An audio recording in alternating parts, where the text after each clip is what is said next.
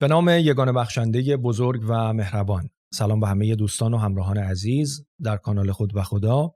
خیلی خوش آمدید. مدلی رو از خداوند معرفی کردیم و مدعی هستیم که این مدل تنها مدل درست از خداست.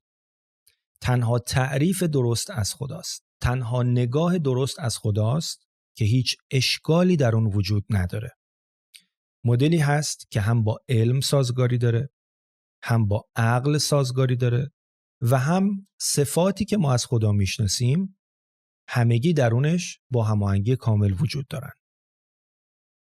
زمانی که ما این مدل رو خوب فهم میکنیم تازه متوجه میشیم که مدل دیگری از خدا یا مدل‌های دیگری از خدا که قبلا وجود داشته چقدر ناقص و غلط بوده.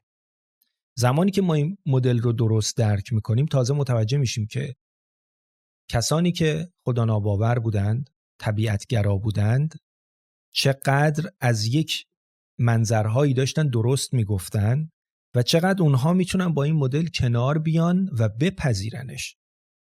چون عرض کردیم این مدل با عقل و علم سازگاری داره. کاملا سازگاری داره. اما قبل از اینکه ما این مدل رو به درستی فهم کرده باشیم، خب طبیعتاً اگر دیندار باشیم فکر میکنیم مدل‌های قبلی خودمون درسته، این مدل باید غلط باشه. اگر هم خدا ناباور باشیم فکر میکنیم که پس همچنان هنوز دلیل موجهی برای خدا وجود نداره. پس چی کار باید کرد؟ باید این مدل درست خدا که خدا به عنوان هستی کل معرفی میشه درست نشون داده بشه و فهم بشه. فهم این اتفاق بیفته ماجرا تمامه. حل شده. و داخل پرانتز یک موضوع مهمی رو همین ابتدا بگم، چون موضوع این جلسه‌مون بحث خالق و مخلوقه. اما قبل از اینکه بخوایم این بحث رو داشته باشیم باید بدونیم چه ضرورتی اصلا برای این مدل الان وجود داره. چون شاید بعضی از دوستان بگن که آقا چه ضرورتی داره ما الان بخوایم اینا رو بفهمیم؟ ولش کن، حالا یا خدا هست یا نیست دیگه. دوست عزیز، تمام جنگ و دعوایی که بین انسان ها هست تمامش از همین نگاه غلط به حقیقته. همش همینجاست. الان که من دارم این ویدیو رو ضبط میکنم تو کشور خودمون و منطقه اصلا شما ببینید چه خبره. ریشه ها به اینجا برمیگرده. این روشن بشه دعواها خود به خود میخوابه. این روشن بشه خود به خود اتحاد به وجود میاد. این روشن بشه خود به خود گلستان خواهد شد. چرا که تمام انحرافا از درست ندیدن این حقیقت. پس بحث مهمیه. بهش توجه بکنید لطفاً. من میدانم که این مدل درسته، دلایلش رو دارم. شما هم اگر ببینی درسته، همینطوری این منتشر میشه، همینطوری این دست به دست میچرخه و اون باطل و اون دروغ و اون توهم و اون جنگ و دعواها از بین میره. پس بحث مهمیه. حالا بریم به سراغ مسئله اصلی که در این جلسه من میخوام خالق و مخلوق رو بهش بپردازم. ببینید، ما وقتی میگیم خدا هستی کله، یکی از سوالات برجسته‌ای که وجود داره اینه: آقا ما یه تعریفی واسه خالق و مخلوق داریم. یه در واقع چیزی رو ما میشناسیم از خالق و مخلوق. شما اومدی وقتی میگی هستی کل خداست، خالقش کجا معلوم میشه؟ در واقع مخلوقش کجا معلوم میشه؟ اینا که همشون در هم تنیده هستن و همشون با همن و اصلا معلوم نیست چی به چیه. ما یه تعریفی داریم. الان مثلا شما این میز رو نگاه میکنی، میگی ببین این میز یه خالقی داشته ساخته شده، یه موجودی، یه انسانی مشخص اومده این میز رو ساخته. این میز هم مشخصه. این میشه خالق و مخلوق. حالا در مدل شما خالق و مخلوق کجاست؟ جوابی که ما میدیم اینه که بله، از این منظر خالق و مخلوقی پیدا نیست. بعد اون کسانی که ایراد گرفتن میگن خب پس مدلت ایراد داره دیگه، همین خالق و مخلوق رفته زیر سوال. پاسخ به چه صورته؟ پاسخ به این صورته که آیا ما تعریفی که از خالق و مخلوق داریم کامل و درسته؟ خیلی سوال مهمیه. آیا تعریف ما از خالق و مخلوق الان درسته که آقا یه موجودی جدا میاد یه چیزی رو میسازه؟ آیا این تعریف کامله؟ تعریف غلط نیستا؟ میگیم آیا کامله؟ جواب اینه که نه، کامل نیست. این تعریف ناقصه، در برگیرنده همه مفهوم خالق و مخلوق نیست. پس اگر ما این تعریف رو درست بکنیم مسئله حل خواهد شد. قبل از این که بخوام تعریف درست رو ارائه بدم، یه نکته رو به شما دوستان عزیز بگم، مخصوصا دینداران. ببینید، شما یه مدلی رو از خدا تصور کردید که به هر حال یه موجودیه، حالا مکانمند نیست، زمانمند نیست، فراتر از این هاست، اما جدای از جهان اینا. خب ما در چند برنامه قبل در رد خدای پذیرفته شده ادیان ابراهیمی نشون دادیم که این مدل غلطه. این مدل بسیاری از صفات خدا درونش نقض میشه. پس حواستون باشه، اگر میخواید بگید خالق و مخلوق از هم جداست در رابطه با خدا، توی اون دلایلی که ما مطرح کردیم در اون فایل گیر میافتید. یعنی اون نشون میده که این مدل غلطه، مدلی که اینا جدا باشن. از حواستون باشه الان از چه منظری دارید وارد میشید. اونور راه فراری وجود نداره. اونور غلط بودنش روشن شده. پس باید اینجا رو خوب نگاه بکنید تا بفهمید حقیقت اینجا چطوریه. چون جدا بودنش که معلوم شد رده. درست شد؟ اینو لطفاً گوشه ذهنتون داشته باشید، چون اگر این نباشه شما فکر میکنید که خب اون مدل درسته دیگه، پس برمیگردیم به همون مدل. نه، اون مدل غلطه. اون مدل غلطه. اما در رابطه با خالق و مخلوق، دوستان عزیز، آیا نسبت نگاه ناظر به یک پدیده‌ای در آنچه که می‌بیند تأثیرگذار هست یا نیست؟ یعنی اینکه من از کجا و از چه زاویه‌ای نگاه می‌کنم تأثیر میذاره در اینکه چه می‌بینم یا تأثیر نمیذاره؟ قطعاً تأثیر میذاره. اینکه شما از چه منظری داری نگاه میکنی، اینکه از کجا ماجرا داره دیده میشه، این همه چی رو تغییر میده. به همون پدیده، به همون موضوع نگاه میکنی ها. اما وقتی زاویه دید تغییر کرد، آنچه که میبینی عوض میشه.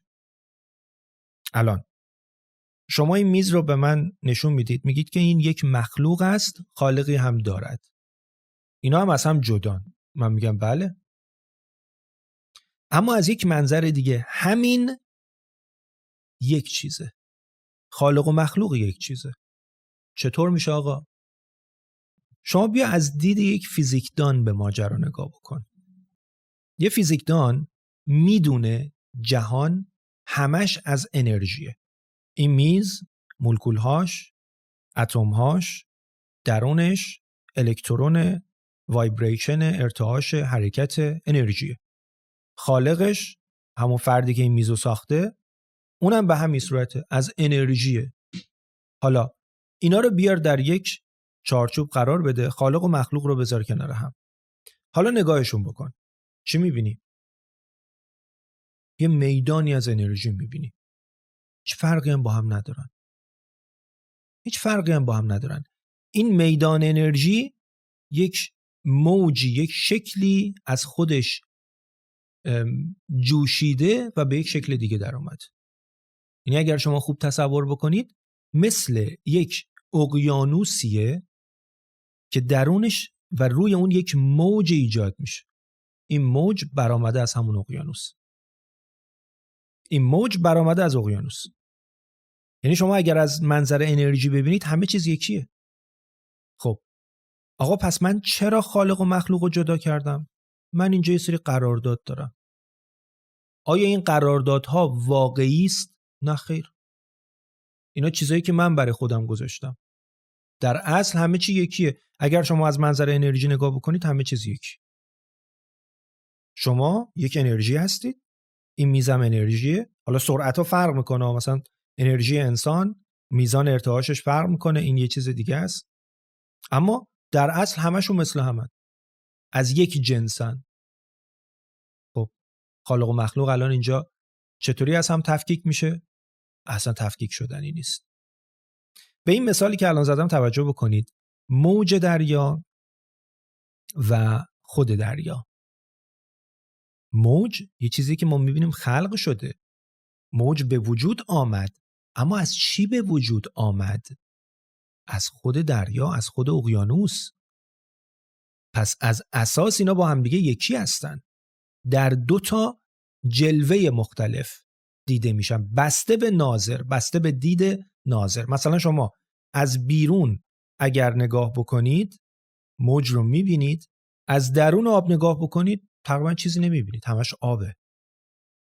ببین ناظر داره از کجا نگاه میکنه. یه مثال جالب بزنم بحث رو خیلی زیباتر میکنه. ببین دوست عزیز، شما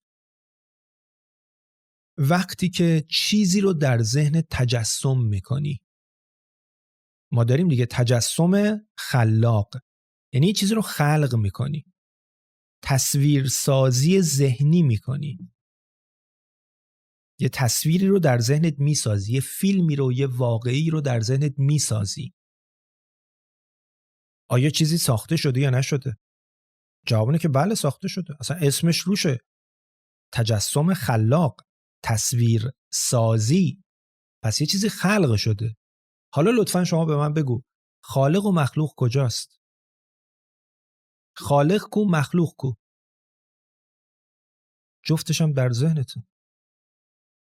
آیا یکی جدایی از دیگریه؟ از این بالا که نگاه میکنی، یعنی خودت زمانی که اشراف داری به کل ذهنت، جفت اینا کنار هم، جفت اینا یک موجودیتن. اما خلقی اتفاق افتاده، چیزی خلق شده، ما میدانیم که خلق شده، ما میدانیم که خلق شده. اینم یک مثال جالبه دیگه. بنده یه بحثی داشتم با یه دوستی، ایشون خدا ناباور بود، روی همین مسئله دست گذاشته بودن و میگفتن که شما تعریف خالق و مخلوق رو تغییر دادی برای اینکه یک نتیجه گیری غلطی داشته باشی. خالق و مخلوق اینطوری نیست. خالق یه موجودی مشخص با قصد و نیت میاد یک موضوع عینی رو ایجاد میکنه، چیزی که ابجکتیو باشه، فیزیکی باشه، دیده بشه، عینی باشه، که بدون خالق آن چیزی که ساخته شده باقی میمونه، وجودش رو داره. بعد ایشون میگفت این مثالی که شما میزنید از ذهن، این مثال غلطه، چون چیزی که ساخته میشه عینی نیست. چیزی که ساخته میشه استقلال وجودی نداره. یعنی شما به محض اینکه توجه و تمرکزتو برداری اون دیگه نیست، باید بهش توجه بکنی تا باشه.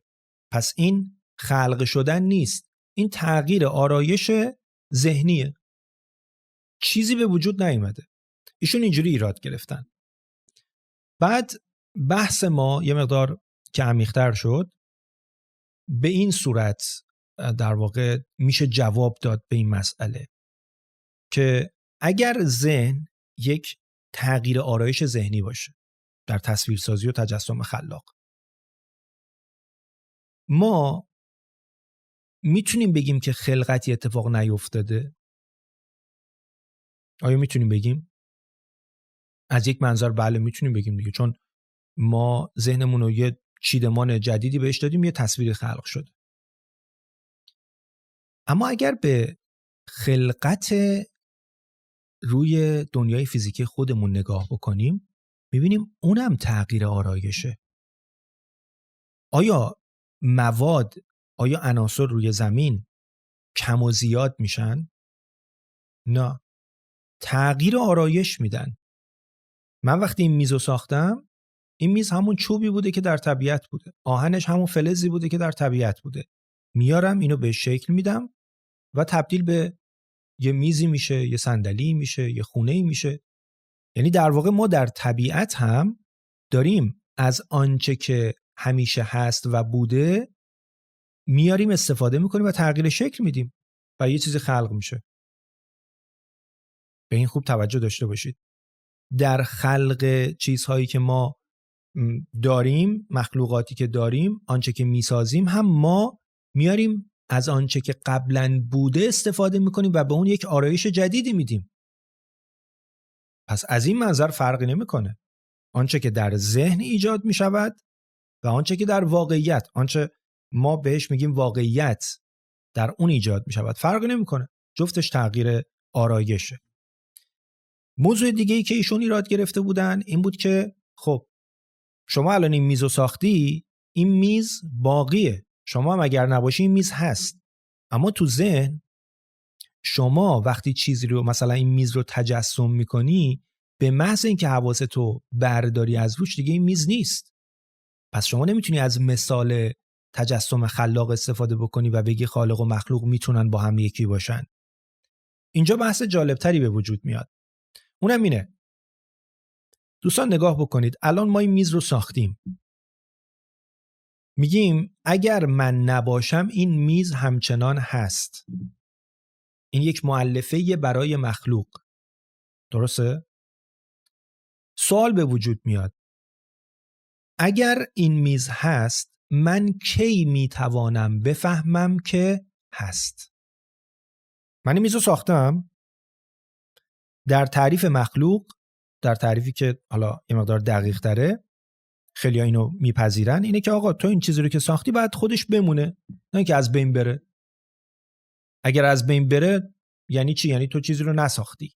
مخلوق اینه که چیزی رو بسازی و بماند. خب سوال، من این میز رو ساختم، الان رفتم به مثلا دنبال کار خودم، از کجا میدونم که این میز همچنان هست؟ شاید سوال خیلی مسخره به نظر برسه. خب آقا معلومه که هست دیگه. نه، از کجا من میفهمم که هست؟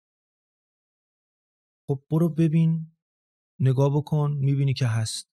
میگم آها، تا من توجهی بهش نکنم متوجه خواهم شد که اون هست؟ یعنی زمانی که من توجه نمی کنم شما بیا به من اثبات بکن که این میزه هست. چجوری میخوای اثبات بکنی؟ من باید توجه کنم، ببینم تا بفهمم آره میزه هست.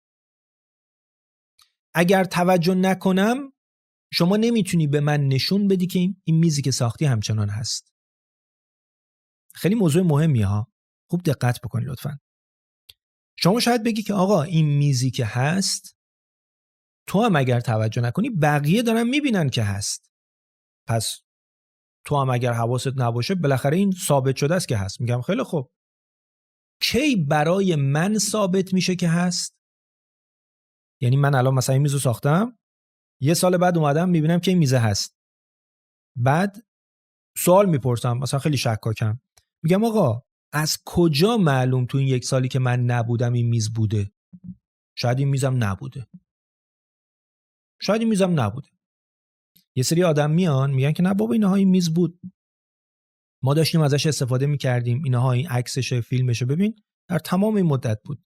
میگم آها، دوباره من باید توجه بکنم به شواهدی که نشون میده این قبلا بوده. یعنی همون لحظه برای من یه سری چیزا میاد که آقا اینا این بوده و بعد قبول میکنم که خب پس آنچه که من خلق کردم مستقل از من بوده. درست شد؟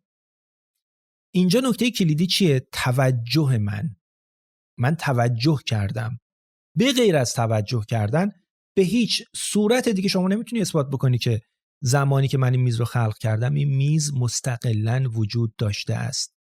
برای خودمو دارم میگم دیگه. من میخوام بدونم آقا مخلوق من مستقلاً بوده یا نبوده. نقش من مهمه که بیام توجه بکنم. حالا بریم راجع به تصویرسازی ذهنی. من تو ذهنم یه تصویر ذهنی میسازم.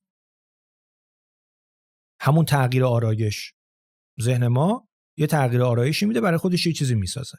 این چیزی که دوستمون در این بحثمون مطرح میکرد. تا موقعی که من دارم بهش توجه میکنم که خب هست، ولی یه چیزی خلق شده. موقعی که توجه نکنم نیست. راستم میگه این دوستمون. نیستش دیگه، وجودی نداره، رفته. حواس من جای دیگه است. اما اگر من فردای اون روز، یک هفته بعدش، اصلا یک سال بعدش تو ذهنم برگردم به اون فایل اصطلاحاً، به اون تصویر سازیه، دوباره یادم میاد یا نمیاد؟ دوباره یادم میاد. این نشان از چی داره؟ نشان از این داره که آنچه که من ساخته بودم یه جایی در ذهن من وجود داشت. توجه کردین؟ یه جایی در ذهن من وجود داشت. چرا؟ چون من که دوباره نیومدم بسازمش. یه لحظه بهش نگاه کردم، پیداش کردم، دیدم بله اونجاست. حالا ممکنه به دلیل اینکه یه مدتی بهش توجه نکردم یه قسمتاش یادم رفته باشه. مثل این میز که من مثلا سال اول که همون موقعی که ساختمش مثلا نو بوده، اوکی بوده، بعد از یک سال میام نگاه میکنم میبینم یه خورده کهنه شده. تصویر ذهنی هم همینطوره. اولش که ساختم خیلی جزئیات داشته، بعد از یک هفته یا مثلا یک ماه، یک سال میام نگاه میکنم میبینم یه جایش یادم رفته، مثلا همون کهنه شدنه. اما مسئله اینه یه موقع من میام تصویر رو میسازم، وقت میذارم واسش، خلق میکنم، میخوام این صحنه اینجوری باشه، میخوام این موضوع اینجوری باشه، درسته؟ میام برای خودم خلق میکنم. اوکی. اما آنچه که خلق کردم بعدن که در واقع برمیگردم نگاهش میکنم میبینم سر جاشه. اگر اون در این زمان نبود، من موقعی که نگاه میکردم نباید چیزی پیدا میکردم، باید دوباره میادم از اول میساختم. اما یه چیزی بوده که من وقتی بهش توجه میکنم اون اونجاست. این یعنی چی؟ یعنی اون وجود داشته، فقط من بهش توجه نمیکردم که ببینمش.